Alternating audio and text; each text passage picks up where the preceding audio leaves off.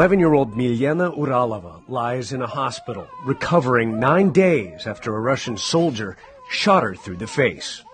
Horribly wounded, and yet quick to show off how she can count in English. 1, 2, 3, 4, 5, 6, 7.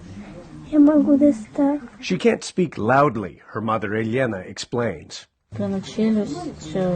She has a bullet wound to her jaw and the base of her tongue, she says. The bullet was lodged in her throat near her carotid artery. Milena does gymnastics. She's going to show me a couple of videos. This was Milena before Russia invaded Ukraine, flipping and dancing. But now she can barely walk. We met Milena here in a makeshift bomb shelter in the basement of a children's hospital. The nurses here say that 6 or 7 times a day and night, due to air raid sirens, they have to bring these newborns, who all have medical complications, in and out of this room for hours at a time for their safety. The windows protected by sandbags.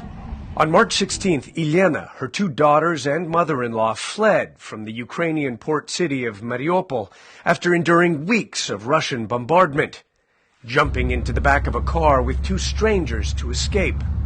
They navigated many Russian military checkpoints, and then at around noon, Elena says, they made a turn towards the town of Vasilievka and stumbled across Russian soldiers who opened fire on the car without warning. We started turning, and that's when they started firing at us from submachine guns. After that, of course, the driver stopped. We started opening our doors, walking out with our hands up, after which they were shouting something. We did not know what, and that is when we saw what happened to my daughter, the younger one. We took her out of the car as she was wounded.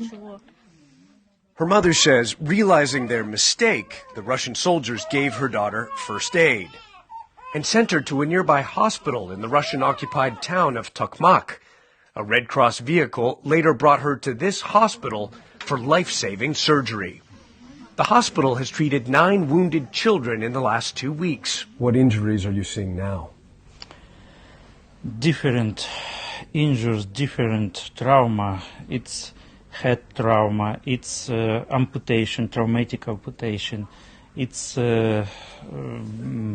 bullets trauma. Dr. Ivan Anikin says Milena is now stable and will live, hopefully without long-term physical disabilities. But she has not so good psychological status. She worries, she cries, she afraid different sounds. Milena's mother has a message for the Russian soldiers who shot her daughter. Go back home. Why are they here? They are mercenaries who don't care about us. Don't care about the situation in this country or this war. They don't care who they are shooting at. As for Milena, she shows photos of her cats, Musia and Pusia, and looks forward to one day going back to doing gymnastics. Ivan Watson, CNN, Zaporizhia, Ukraine.